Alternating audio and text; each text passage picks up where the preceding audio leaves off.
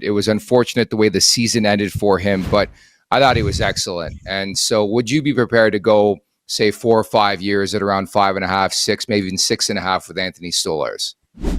Oh, I mean, yeah, I like where he's at right now, but that's not a reality of the situation. I don't think there's any rush for this. I'd like to see him this year again, and have him in another season where, just give him an opportunity to continue doing what he's doing. But I was very vocal about being very high on Anthony Stolarz.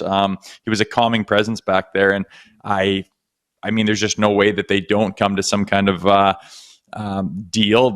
I think Stoley wants to be in town, and the Leafs, like, why on earth would you not? He gave you everything you could have asked for in spades, and was a big reason why your team had the success that it did, albeit shorter than they were planning on. But I imagine that will be done this year.